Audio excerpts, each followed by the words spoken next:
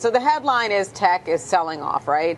That's the big headline. Software, SIMMs have been a wreck. I don't want to call it a tech wreck yet. SaaSpocalypse. That's the word I've heard as well, SaaSpocalypse. But are we being, kind of focusing too much on the negative? Because there's something to be said for a great rotation that's some are saying is happening. The S&P equal weight was higher yesterday. What are you paying attention to? Is there a market correction happening, or is this a great rotation? Yeah, so we're clearly seeing a rotation. I think both things can be true in this current scenario. Are we in the stage where we see a broader leadership shift, or towards say hard assets and defensives? Yeah. Or is there something else that you're watching? Yeah, no, I think that's right. I mean, you've clearly, to start the year, right, the shift has been into kind of hard assets. The expectation that, kind of with the fiscal impulse that we have, with, kind of theoretically supportive monetary policy, though, kind of with the nomination of Kevin Warsh, right, people are starting to question, what stance the Fed will actually take, and there's differentiation between kind of rates and the balance sheet.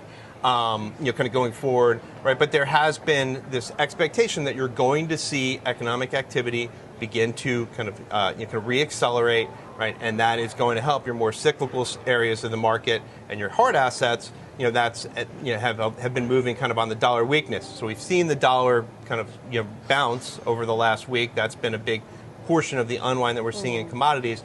In the moment, like in the very, very near term, I think we're in this kind of, you're moving into a much more defensive posture. So if you look at staples versus consumer discretionary, there's been a very big move over the last 4 or 5 trading sessions. As I highlighted, we saw this unwind happening in the metals complex. That's moved into the very more thematic, momentum-driven assets, right? And then you're starting to see kind of the VIX move higher, right? When you start to see volatility in other asset classes, and then it starts to move into equity markets, you can get into these kind of air pockets, of volatility. So I'm glad you mentioned that volatility in other asset classes, because it makes me think of what's been happening in crypto markets. And there had been a correlation, then there was a decorrelation between equities and crypto, Bitcoin in particular.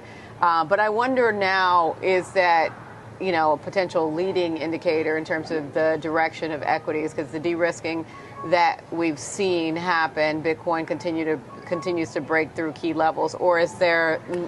Yeah, I mean, I think it's telling you that risk sentiment in general and risk capital, right, is kind of hunkering down, right, and so you're seeing kind of the continued weakness in that kind of the crypto complex, right, and things are starting to get pretty. Kind of if you look at like RSIs and things of that nature, you're starting to get pretty oversold, and there's been no bounce.